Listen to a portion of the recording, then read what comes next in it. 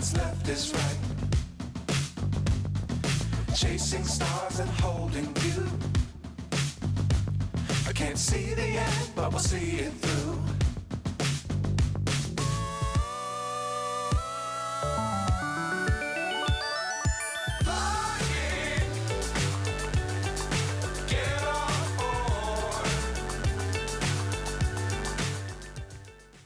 Arrivée à New York, c'est ma première fois.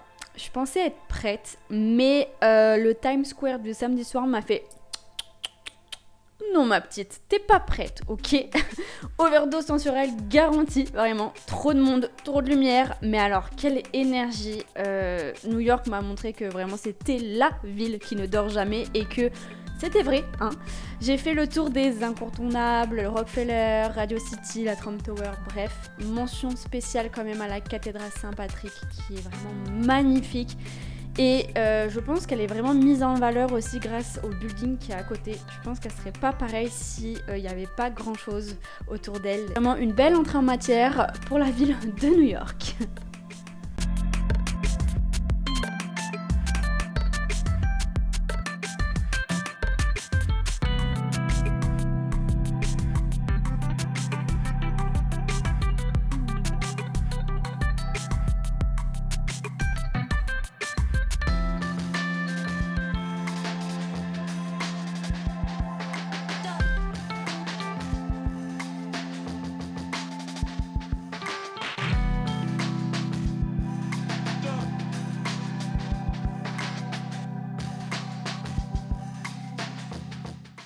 Good morning! Hier nous sommes arrivés à New York. Je vous ai pas trop filmé puisque toute la journée on l'a passé à rendre la voiture et à prendre le train qui a duré 4 fucking heures.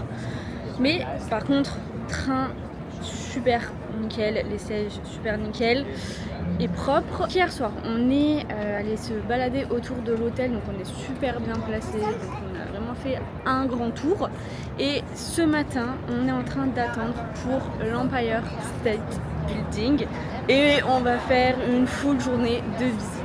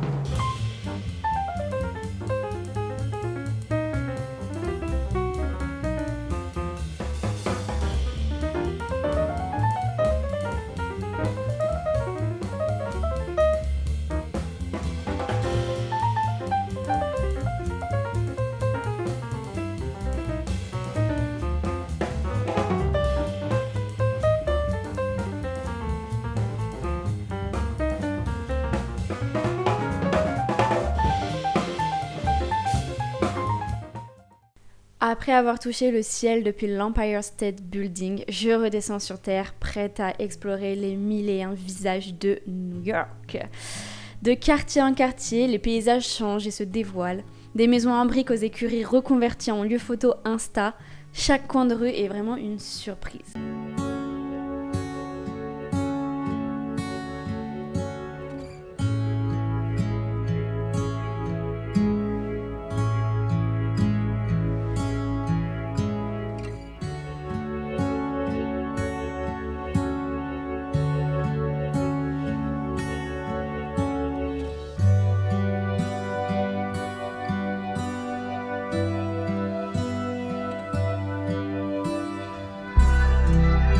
Little Island est un petit écrin de verdure inattendu sur l'Hudson, puis direction Chelsea Market pour prendre la High Line. C'est une promenade aérienne inspirée de Paris, cet ancien chemin de fer allie nature et building. New York est vraiment l'une des rares villes qui me donne ce sentiment de mini-ville dans la mini-ville.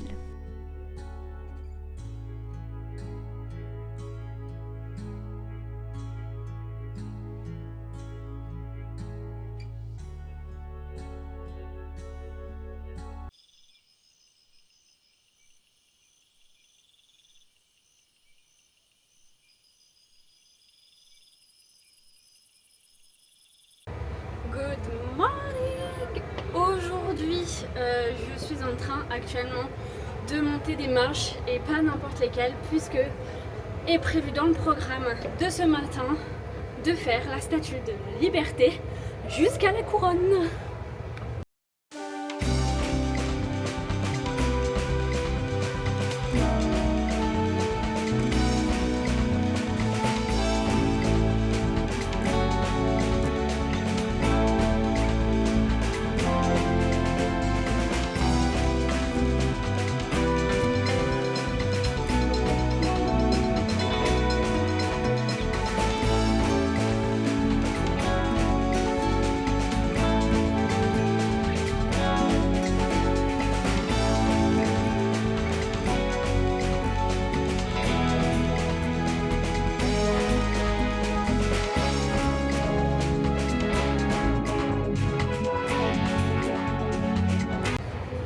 Il y a exactement 162 marches à monter pour aller jusqu'à la couronne à partir du piédestal. Nous on a pris l'élévateur avant pour arriver jusqu'au piédestal parce que sinon ça rajoute 200 marches et mes genoux n'auraient pas tenu le coup.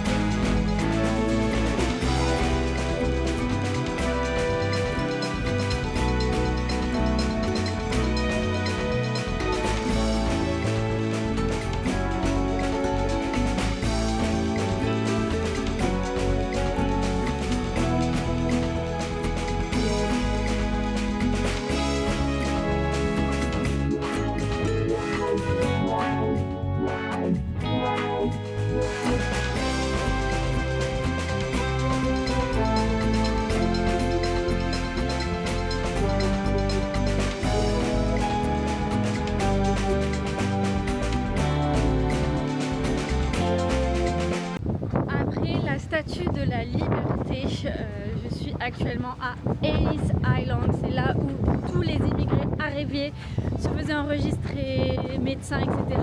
Des fois c'était parce que c'était voulu d'arriver jusqu'ici pour pouvoir commencer une nouvelle vie, des fois non, c'est ça qui est assez prenant dans toute la visite qu'il y a à faire.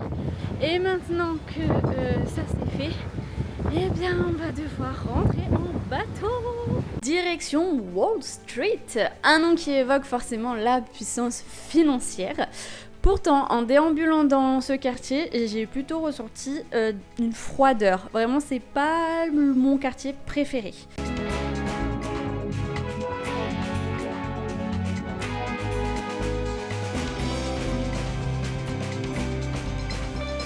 Par contre, en continuant de marcher, je suis arrivée au mémorial du 11 septembre et là vraiment une émotion bien plus forte m'a envahie. Et quelle ne fut pas ma surprise en continuant quelques pas de voir un petit bout de Lyon à New York avec la gare Oculus, clairement la jumelle de Saint-Exupéry. Et puis en fin de journée, retour à Times Square, désert en journée et vraiment c'est beaucoup plus agréable, en tout cas pour moi.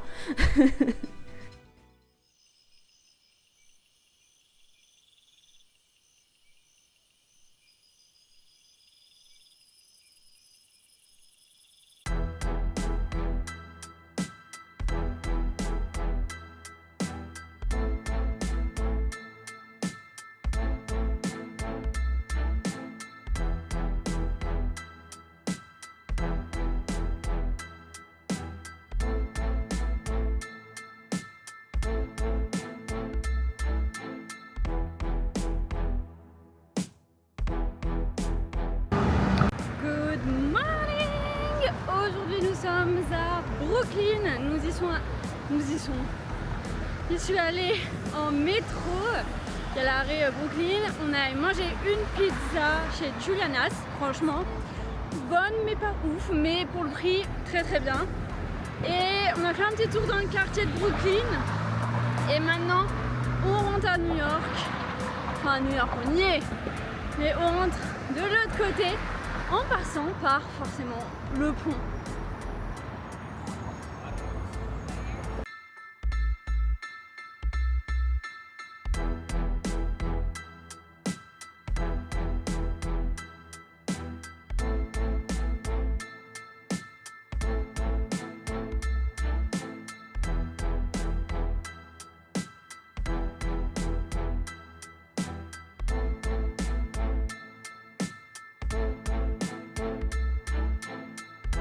Après une petite balade dans le quartier de Soho à Brooklyn, je traverse le pont de Brooklyn lui-même pour plonger dans l'ambiance du quartier chinois, accessible directement depuis le pont.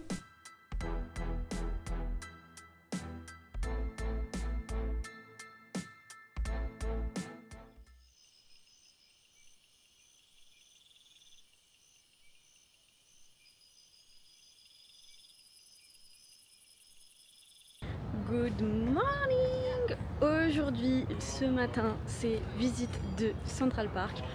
On se déambule, on voit ce qu'il y a à faire. Regardez, il y a 2-3 trucs. Et cet après-midi, on visite Harlem. Central Park, une parenthèse enchantée au cœur de la ville.